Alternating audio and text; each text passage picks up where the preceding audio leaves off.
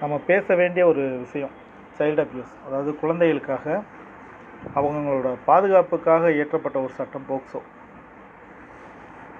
இப்போ நிறையா குழந்தைங்களுடைய லைஃப் பார்த்தீங்க அப்படின்னா கேள்விக்குறியாகவே நிறைய இடங்களில் அப்படியே போய்கிட்டே தான் இருக்குது இன்ன வரைக்கும்.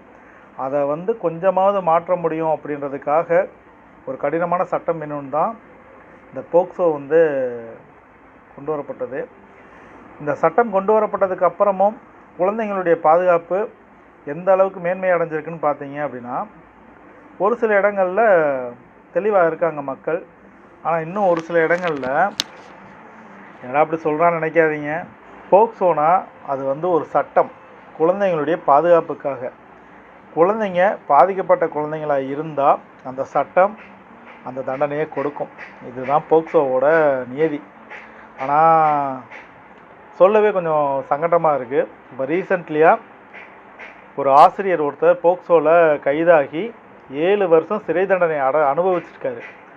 7வது வருஷத்தில் அந்த போக்சோ கேஸ் கொடுத்த மாணவி திருமணமாகி தன்னுடைய கணவனுடன் மன்னிப்பு கேட்டிருக்காங்க. உங்கள் மேலே நான் தவறான கேஸ் கொடுத்துட்டேன் அப்படின்னு சொல்லிட்டு. இதை எதுக்காக இப்போ நான் சொல்கிறேன்னா, எனக்கு தெரிஞ்ச சர்க்கிளில் ஒரு சில விஷயங்கள் எனக்கு கேள்விப்பட்ட வரைக்குமே இந்த போக்சோவை தவறாக பயன்படுத்துகிறது நிறைய பேர் இருக்காங்க.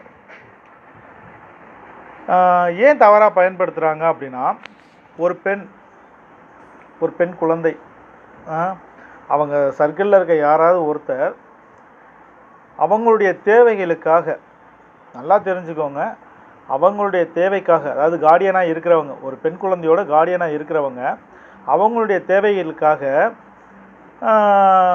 ஃப்ரீயாக விட்டுடுறாங்க பெண் குழந்தைகளை.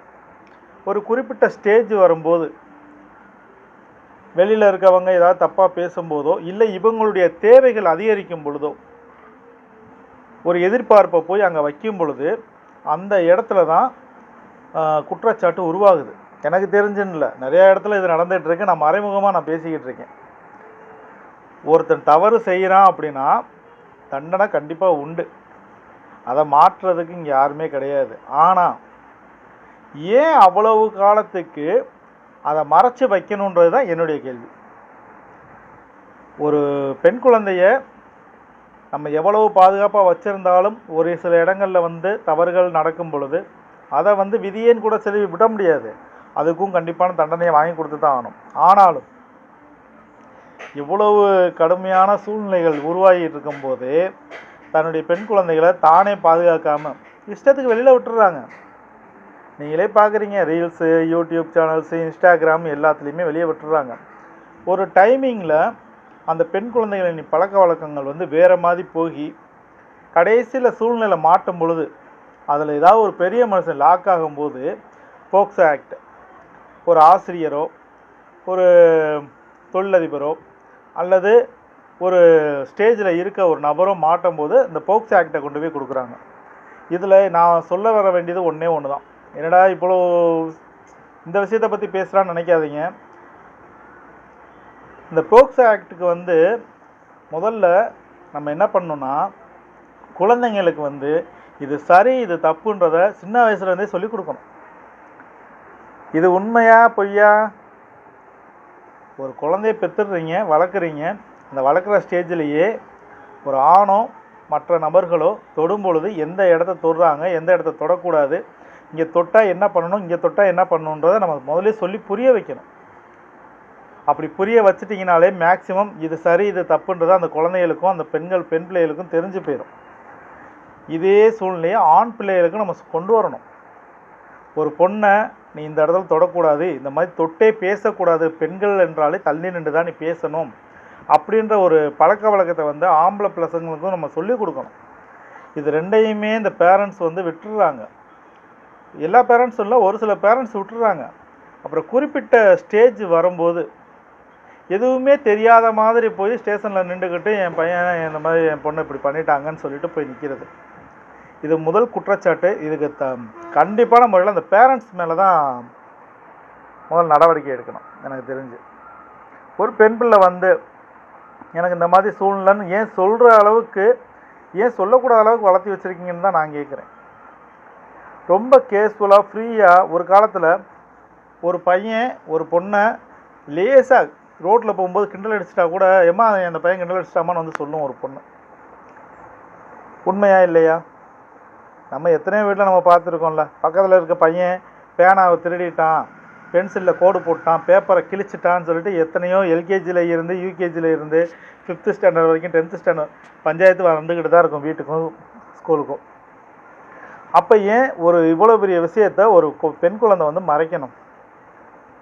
ஒரு பெண் குழந்தை ஒரு விஷயத்தை மறைக்குதுன்னா ஒன்று அதுக்கு இந்த விஷயத்தை பற்றி எதுவுமே தெரியாமல் இருக்கணும், இல்லை இதை பற்றி நம்ம வீட்டில் போய் சொன்னால் நம்மளுடைய பாடம் படிப்பு கெட்டு போயிடும், இல்லை தேவையில்லாத விஷயத்த நம்ம பெருசாக்க வேணாம் அப்படின்னு நினச்சி பயந்து போய் விடுறதுக்கான வாய்ப்பும் இருக்குது. ஸோ இதில் வந்து முக்கியமான குற்றவாளிகள் யாருன்னு கேட்டால் பேரண்ட்ஸ். ஒரு குழந்தைக்கு இந்த வயசில் இதுதான் தேவை. விளையாடுற வயசில் விளையாடணும், படிக்கிற வயசில் படிக்கணும், படிக்கிற வயசில் இதையும் தெரிஞ்சுக்கணும்னு சொல்லிட்டு செக்ஸ் பற்றிய கல்வியை கொஞ்சம் கொஞ்சமாக அந்த குழந்தைங்களுக்கு சொல்லிக் கொடுக்கணும். அதை விட்டுறாங்க. கடைசி நேரத்தில் போயிட்டு ஆசிரியர் மேலே ஒரு போக்சோ, அப்படி இல்லைன்னா ஆட்டோ ஓட்டுறவன் மேலே ஒரு போக்சோ, அப்படி இல்லைன்னா வாட்ச்மேன் மேலே ஒரு போக்சோ. ஏன் இந்த இடத்துல வந்து இந்த மாதிரி நடக்கும் அப்படின்றத ஏன் பேரண்ட்ஸ் கணிக்க மாட்டேங்கிறாங்கன்னு தான் எனக்கு புரியலை. ஒரு பஸ்ஸில் ஒரு பொண்ணை ஏற்றி விட்டால் கூடமா நல்ல சீட்டாக பார்த்து உட்காருமா, பசங்க இடிக்கிற மாதிரி இருப்பாங்க, அதனால் உள் சீட்டில் உட்காருமா, எவ்வளவோ விஷயம் சொல்லி கூப்பிட்டு போகிறோம். நம்ம ஒரு பள்ளிக்கூடத்தில் ஒரு குழந்தைய போய் விடும்போதோ, ஒரு வேலை பார்க்குற இடத்துல ஒரு குழந்தைய விடும்போதோ, ஏம்மா இந்த மாதிரி நடந்துச்சுன்னா அப்பா கிட்ட முதல்ல சொல்லணுமா அண்ணங்கிட்ட முதல்ல சொல்லணுமான்னு ஏன் அந்த குழந்தைகளுக்கு ஒரு முன்னெச்சரிக்கையான விஷயங்களை சொல்லிக் கொடுக்கறது இல்லை இந்த பேரண்ட்ஸ்? இது ஒரு வகை.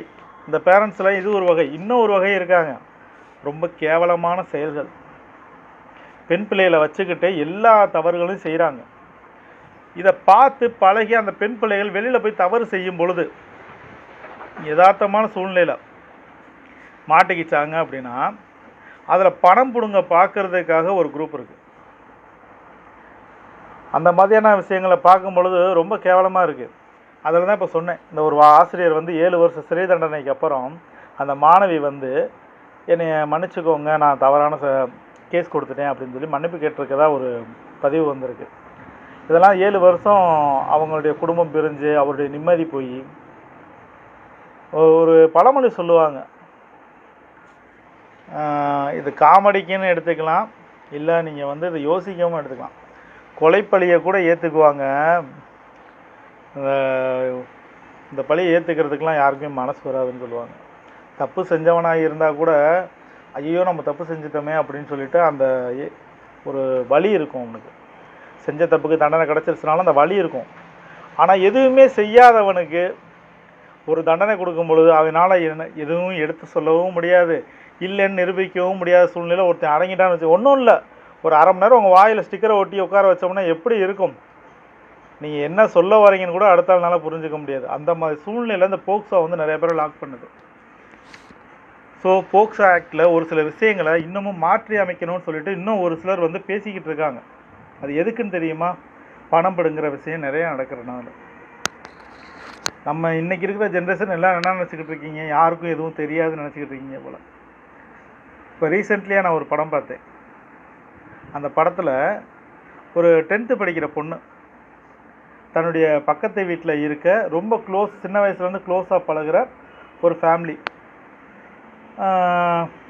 2 பெண்களுமே வந்து செக்ஸ் விஷயமா டார்ச்சர். ஆனால் அந்த பெண்கள் வீட்டில் சொல்லலை. சொல்லாமல் ஒரு ஸ்டேஜில் மூத்த பொண்ணு ஊரை விட்டு போயிடுது. 2வது பொண்ணு என்ன பண்ணுதுன்னா ஒரு பையனுடைய லவ் ஆயிடுது.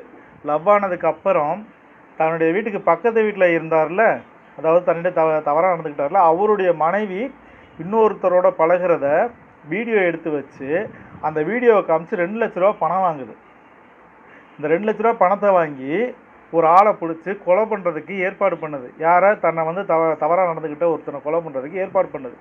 இவ்வளவு விஷயமும் யோசிச்சு பாருங்களேன்.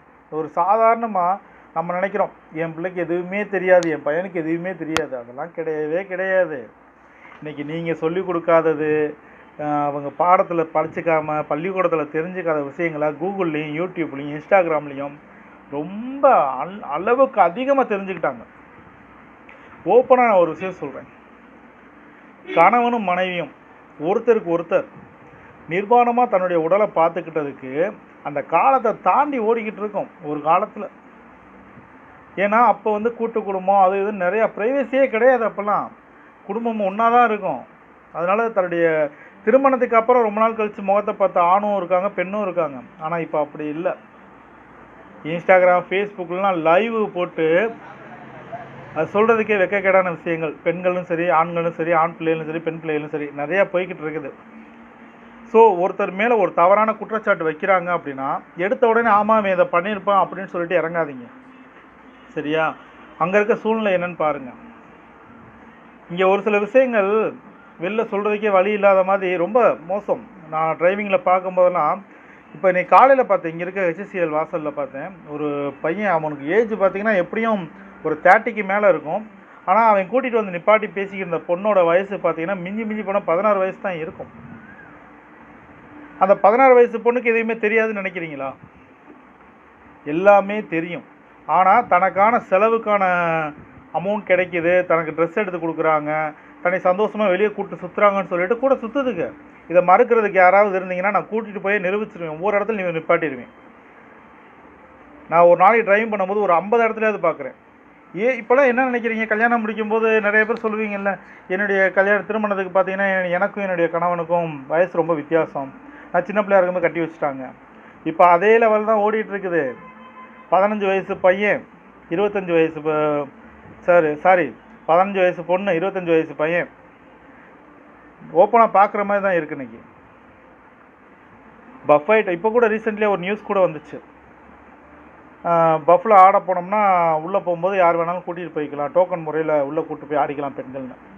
இந்த மாதிரிலாம் ரொம்ப கேவலமான விஷயங்கள் நிறையா நடக்குது. இதில் எல்லா இடத்துலையும் இந்த போக்சோன்றது எங்கே வந்திருக்கு தெரியுமா? யார்கிட்ட வந்திருக்குன்னா ஆண்களுக்கு மட்டும் வந்திருக்குது. நான் என்ன சொல்கிறேன்னா, தவறு யார் செய்கிறாங்க, பொய்யான கேஸ் கொடுக்குறது யாராக இருந்தாலும் அவங்க மேலே இதே மாதிரி ஒரு கேஸ், கடுமையான கேஸ் இருந்தால் தான் அந்த கேஸ்க்கு ஒரு மதிப்பு இருக்கும். ஏன்னா இப்போ பொய் சொல்லியே நிறைய இடங்களில் வந்து பரிதாபத்துக்கு உரிய பணத்தை வாங்குறது. கடைசியில் நான் ஒரு விஷயம் கேள்விப்பட்டேன், அது எந்த அளவுக்கு உண்மைன்னு தெரியல. போக்சோ கேஸ் ஒருத்தர் மேலே பதிஞ்ச உடனே அந்த போக்சோவில் பாதிக்கப்பட்ட பெண் குழந்தைக்கு வந்து பணம் அமௌண்ட் ஏறுறதா கேள்விப்பட்டேன் கவர்மெண்ட்டில் இருந்து. அது உண்மையாக பொய்யா எனக்கு தெரியல. அப்படி உண்மையாக இருந்தால் இதுக்காக கூட கேஸ் கொடுக்குறாங்களோன்ற ஒரு கேள்வியும் வருது.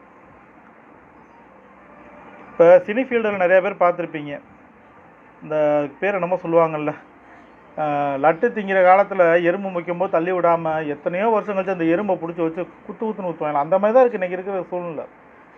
உங்களுடைய தேவைன்றப்ப ஒருத்தருடைய தேவைன்றப்ப அதை நல்லா முழுக்க வரைக்கும் பயன்படுத்திக்கிட்டு அந்த தேவையெல்லாம் முடிஞ்சதுக்கப்புறம் என்றைக்கா ஒரு நாள் பெரிய விஷயங்கள் இஷ்யூ ஆகும்போது நான் மட்டும் யோக்கியோன்னு சொல்லி கையை கட்டி நின்றுக்கிட்டு என் கூட இருக்க எல்லாரையும் மாட்டி விடுற மாதிரி இருக்குது இப்போ நிற்கிற நடக்கிற விஷயம்லாம் பார்க்கும்போது. ஸோ உங்கள் வீட்டை சுற்றியோ, உங்கள் வீட்டுக்கிட்டேயோ, உங்கள் வீட்லேயோ, இல்லை எதிர்த்த இடத்துலையோ, இல்லை தெரிஞ்ச இடங்கள்லையோ எந்த மாதிரியான ஒரு தவறான விஷயம் வந்துருச்சுனாலும் உடனே நம்பிடாதீங்க.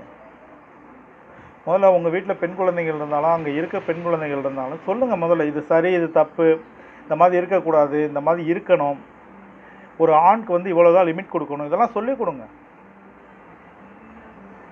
எடுத்த உடனே போய் ஒரு இடத்துல போனவுடனே போக்சோவில் தூக்கி அவனை உள்ளே போடும்போது அவன் அப்போ தான் யோசிப்பான், டேய் இத்தனை நாளாக ஏன்டா என்னை விட்டீங்க, இப்போ இவ்வளோ நாள் அனுபவிச்சிங்கன்னா சும்மா போயிட்டாங்கடா அப்படின்ற மாதிரி யோசனை இருக்கும். நான் பார்த்த வரைக்குமே தவறு இருவர் மீதுமே இருக்குது, அதாவது ஆண் மீது பெண் மீதுமே இருக்குது. இதுக்கு இந்த சமுதாயமும் ஒரு காரணம். ஏன்னா வீடியோக்கள் பதிவிடுற எல்லாருமே பார்த்தீங்கன்னா எல்லாமே அரைகுறை உடைகள், ஆடைகள், ஸோ உணர்ச்சிகளை தூண்டி விட்டுட்டு வீடியோ போடுற எல்லாருமே இதுக்கான ஒரு காரணங்கள் தான். எல்லாம் என்ன 18 வயசு ஆன உடனே தான் பெண்ணுக்கு வந்து அந்த மாதிரி எண்ணங்கள் வரணும், இல்லை 21 வயசு திருமணமாக வயசு வரும்போது தான் அந்த மாதிரி எண்ணங்கள் வரணும்னு நினச்சிக்கிட்டு இருக்கீங்களான்னு தெரியல.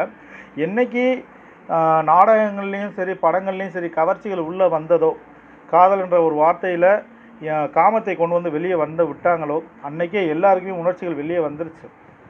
நேற்று ஒரு சின்ன பையன் இவ்வளோ தான் இருப்பான்னு வைக்கிறேன், அதே ஒரு பொண்ணு, அந்த பொண்ணு பக்கத்து வீட்டுக்கார பொண்ணு போல் தண்ணியை தூக்கி ஊற்றி விளையாடுது. அதுக்கு இவன் கேட்ட ஒரு கேள்வி, இது வரைக்கும் நானே பெரிய ஆள் கூட அப்படி கேள்விலாம் கேட்டதில்லை. அந்த பொண்ணுடைய அம்மாவை இவன் வைக்கிறான், அவ்வளோ அசிங்கமான ஒரு வார்த்தையில் வைக்கிறான். இதெல்லாம் கேட்கும்போது காதை பொத்திட்டு வர மாதிரி இருக்குது. இப்போ நான் அதை கூப்பிட்டு நாங்கள் சொல்ல முடியுமா, உன் பையன் இப்படி பேசுகிறான் அந்த பிள்ளைய அப்படின்னு சொல்லி, என் பையன் எங்கடா பேசுனா, நீ தாண்டா பேசுன்னு சொல்லி என்னைய பிடிப்பாங்க. இது எதுக்கு சொல்ல வரேன்னா, இன்றைக்கி சின்ன குழந்தைங்கன்னு நினைக்காதீங்க. சின்ன குழந்தைங்கன்றது நீங்கள் உங்கள் கையில் இருக்க வரைக்கும் தான் அது சின்ன குழந்தைங்க. அதுக்கு மேலே வெளியில் போகும்போது அவங்களுக்கு எல்லாமே தெரிய ஆரம்பிக்குது. அதில் சரி தவறை மட்டும்தான் பேரண்ட்ஸ் கற்றுக் கொடுக்கணும். அதை ஆரம்பத்தில் விட்டுட்டீங்க அப்படின்னா எதிர்காலத்தில் வந்து ரொம்ப மோசமான ஒரு சூழலில் போய் நம்மளை தள்ளி விட்டுரும். என்னால் முடிஞ்ச வரைக்கும் உள்ளடக்கி தான் பேச முடியுது. ஓப்பனாக என்னால் பேச முடியலைன்னா, ஓப்பனாக பேசுனா இந்த பைல்வான் ரங்கநாதன் மாதிரி ரொம்ப பச்சை பச்சையான விஷயங்கள்லாம் வெளில வரும். வேணாம். நம்மளுடைய குழந்தைங்களை பாதுகாக்கணும் அப்படின்னா அந்த குழந்தைங்களுக்கு ஆரம்பத்தில் இருந்தே நிறைய விஷயங்களை சொல்லி கொடுத்துக்கிட்டே இருக்கணும். தவறு நடக்கிறதுக்கு முன்னாடியே அதற்கான தீர்வை நம்ம கண்டுபிடிச்சி வச்சுக்கணும். ஸோ உங்கள் குழந்தைங்களை நீங்கள் தான் பார்த்துக்கணும். பசங்களாக இருந்தாலும் பொண்ணாக இருந்தாலும் பொண்ணுக்கு என்ன பாடம் எடுக்கிறீங்களோ அதே மாதிரி பையங்களுக்கும் பாடம் எடுக்கணும். பொண்ணை தொட்டு பேசக்கூடாது, பக்கத்தில் உட்காரக்கூடாதுன்றது 2 விஷயம் 2 பேருக்குமே தெரியணும். இங்கே வந்து ஆணுக்கு பெண் அடிமையும் கிடையாது, பெண்ணுக்கு ஆண் அடிமையும் கிடையாது. எல்லாமே சமம்ன்ற வார்த்தைகளை வந்து பயன்படுத்த ஆரம்பிச்சிட்டிங்கன்னா அதுக்கேற்ற மாதிரி வாழ்க்கையிலையும் சமமாக போய்கிட்டு இருக்கணும். மறுபடியும் நான் ஒரு விஷயம் சொல்கிறேன்.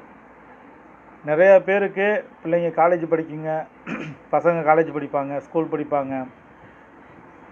உங்களால் டைம் கிடச்சிச்சின்னா 1 வாரம் உங்கள் பிள்ளைகளை நீங்களே ஃபாலோ பண்ணி பாருங்கள். அப்போ தெரியும் என்னென்ன நடக்குது அப்படின்றத. ஆனால் அதுக்கெலாம் உங்களுக்கு நேரம் இருக்காது. பெண்கள் வீட்டில் உட்காந்து நாடகம் பார்ப்பீங்க, ஆண்கள் ரீல்ஸ் பார்ப்பீங்க. 1 வாரம் மட்டும் உங்கள் பிள்ளைங்க யாராக இருந்தாலும் சரி, எத்தனாவது படிக்கிற பிள்ளையாக இருந்தாலும் சரி, அந்த பிள்ளைகளை கொஞ்சம் கண்காணிங்க. அப்போ தெரியும் என்னென்ன தவறு நடக்குதுன்றது. அப்போ தெரியும். நான் சொல்ல வர விஷயம் அப்போ புரியும் உங்களுக்கு.